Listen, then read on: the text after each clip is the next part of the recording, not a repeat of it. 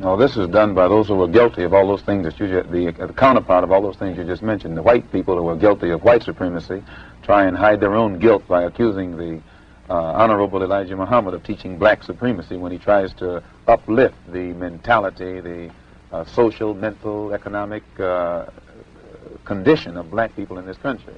And Jews who have been guilty of exploiting the black people in this country economically, civically, and otherwise hide their guilt by accusing the Honorable Elijah Muhammad of teaching, of being anti-Semitic, simply because he teaches our people to go into business for ourselves and try and take over the economic leadership in our own community.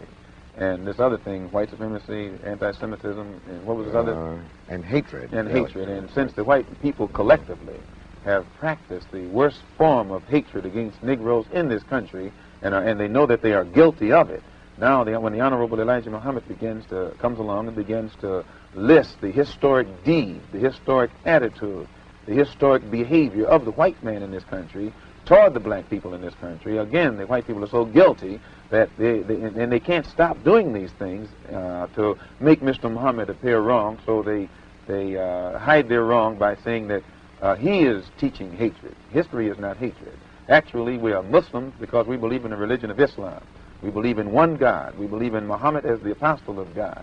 We practice the principles of the religion of Islam, which mean prayer, charity, fasting, brotherhood. And the Honorable Elijah Muhammad teaches us that since the Western society is deteriorating, it has become overrun with immorality, that God is going to judge it and destroy it, and the only way black people who are in this society can be saved is to not integrate into this corrupt society, but separate ourselves from it, reform ourselves, lift up our moral standards, and try and be godly instead of try and integrate with God instead of trying to integrate with the white man, or try and imitate God instead of trying to imitate with, the white man. It has been suggested also that this movement preaches a gospel of violence. No, the black people in this country have been the victims of violence at the hands of the white man for 400 years. And following the ignorant Negro preachers, we have thought that it was godlike to turn the other cheek to the brute that was brutalizing us. And today, the Honorable Elijah Muhammad is showing black people in this country that just as the white man and every other person on this earth has God-given rights, natural rights, civil rights, any kind of rights that you can think of when it comes to defending himself, black people we should have the right to defend ourselves also. And because the Honorable Elijah Muhammad makes black people brave enough, men enough to defend ourselves no matter what the odds are, the white man runs around here with the doctrine that Mr. Muhammad is advocating violence when he's actually telling Negroes to defend themselves against violent people. I see.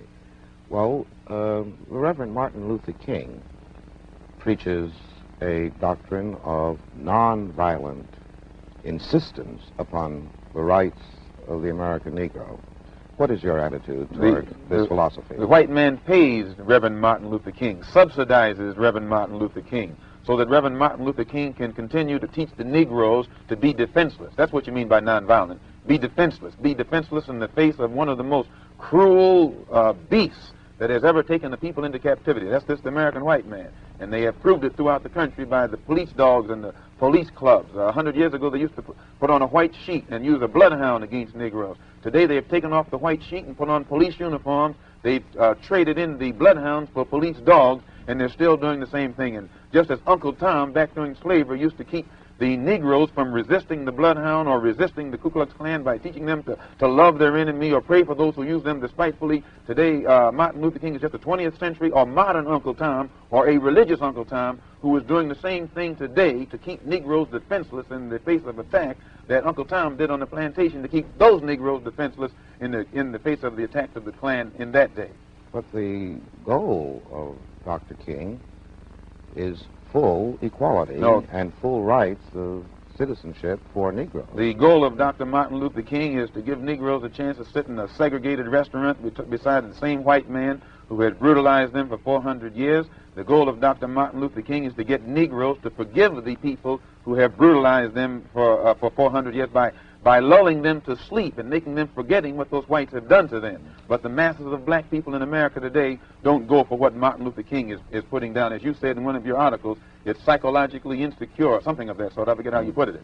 But you didn't endorse what Martin Luther King was doing yourself. I do not reject his goals of full integration and full equality rights for American citizens. Do you reject these goals? If you don't think that he's walking on the right road, I'm quite sure you don't agree that he'll get to the right place. And if you would classify his method as psychologically unrealistic, I think that if a man's method is psychologically unrealistic, which means the road or the means or the method that he's using, I think as a psychologist, you would be very doubtful that he would reach the right goal. There is one correction, Mr. Malcolm, I'd like to make here. In that same piece that you're quoting from, I said that his methods are effective.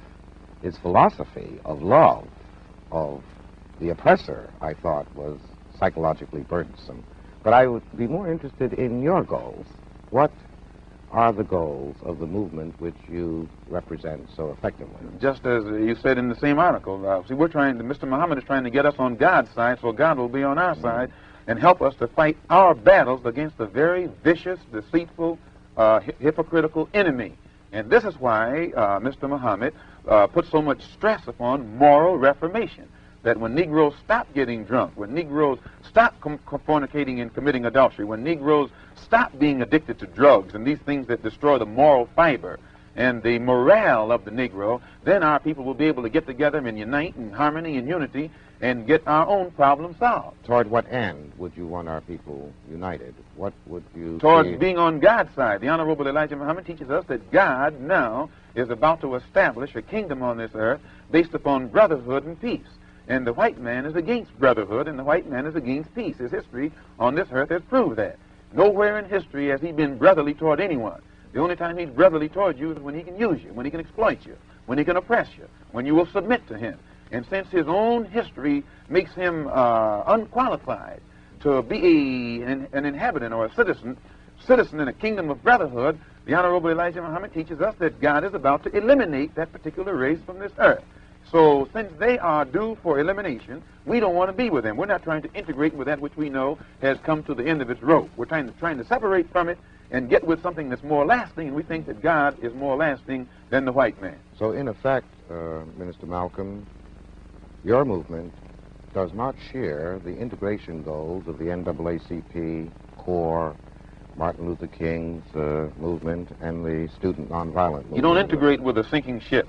You don't do anything to further your stay aboard a ship that you see is on its way down to the bottom of the ocean. Moses tried to separate his people from Pharaoh, and when he tried, the magicians tried to fool the people into staying with Pharaoh. And we look upon these other organizations that are trying to get Negroes to integrate with this doomed white man as nothing but modern-day magicians, and the Honorable Elijah Muhammad as the modern-day Moses who's trying to separate us from the modern-day Pharaoh. Well, do you feel that the Negroes who are attempting to influence the policies and actions of our federal government, the Attorney General, the President of the United States, When James Baldwin recently had a conference with Robert Kennedy, he took Lena Horne, who's married to a white man, Lorraine Hansberry, who's married to a white man, Belafonte, who's married to a white woman, Edwin Berry of the Urban League, who's married to a white woman. Now, and whenever you have a group of black people sitting down with a white man supposed to represent the black masses, you can never get anybody who's involved in any intermarriage in any kind of situation who will be qualified to represent themselves as spokesmen for the black masses in this country. They were representing their own personal desires. They want to mix and mingle so that they can take their wife. They can go any of these places with their wife. They're involved in a mixed marriage. But you can't find masses, sir, of black people who will accept any black man who's married to a white man as a spokesman for black people, or a black woman who's married to a white man as a spokesman or a representative of what black people feel and think. What do you feel the Negro should do in respect to obtaining even more effective protection from our federal government? You never will get protection from the federal government. That's like King is asking Kennedy to go to Alabama and stand in the doorway, put his body in the doorway. That's like asking the fox to protect you from the wolf.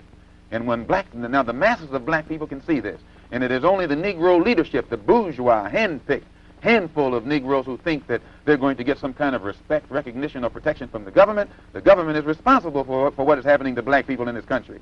The president has power. You didn't know. You noticed he didn't send any troops into Birmingham to protect the Negroes when the dogs were biting the Negroes. The only time he sent troops into Birmingham was when the Negroes erupted. And then the president sent troops in there not to protect the Negroes, to protect them white people down there from those erupting Negroes.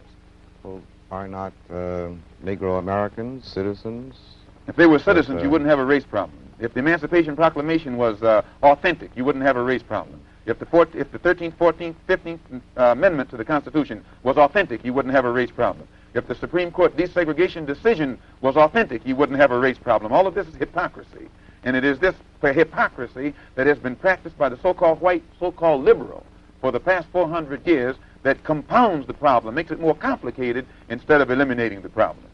Well, Minister Malcolm, what do you see as the future of the Negro in America? What do you think will be the culmination of the present thrust? Until the white man in America sits down and talks with the Honorable Elijah Muhammad, he won't even know what the race problem what makes the race problem what it is. And it's just like Pharaoh couldn't get a solution to his problem until he talked to Moses, or Nebuchadnezzar or Belshazzar couldn't get a solution to his problem until he talked to Daniel. The white man in America today will never understand the race problem or come anywhere near getting a solution to the race problem until he talks to the Honorable Elijah Muhammad. Then Mr. Muhammad will give him God's analysis, not some kind of political analysis or psychologist analysis or some kind of clergyman's analysis, but God's analysis. That's the analysis that Moses gave Pharaoh. That's the analysis that Daniel gave Belshazzar. And today we have a modern Belshazzar and a modern Pharaoh sitting in Washington, D.C. What do you think is going to happen in Birmingham, in Jackson, Mississippi, in Philadelphia, in Boston, in Englewood? Well, Dr. Clark, as you know, these Negro leaders have been telling the white man everything is all right, everything's under control. And they've been telling the white man that Mr. Muhammad is wrong, don't listen to him. But everything that Mr. Muhammad has been saying is going to come to pass, is now coming to pass. And now the Negro leaders are standing up saying that we're about to have a racial explosion. You're going to have a racial explosion. And a racial explosion is more dangerous than an atomic explosion. It's going to explode because black people are dissatisfied. They're dissatisfied not only with the white man, but they're dissatisfied with these Negroes who have been sitting around here posing as leaders and spokesmen for black people and actually making the problem worse instead of making the problem better. What will be the consequence of this explosion? Anytime you put too many sparks around a powder keg, the thing is going to explode. And if the thing that explodes is still inside the house, then the house will be destroyed. But what will happen? So the Honorable Elijah Muhammad is telling the white man, get this powder keg out of your house. Let the black people in this country separate from you while there's still time. And if the black man is allowed to separate and go on onto some land of his own, where he can solve his own problems, then there won't be any explosion. And the Negroes who want to stay with the white man, let them stay with the white man. But those who want to leave, let them go with the Honorable Elijah Muhammad. As I understand your position, Minister Malcolm, the only thing that can save us from a catastrophic explosion is complete separation. Complete separation is the only solution to the black and white problem in this country.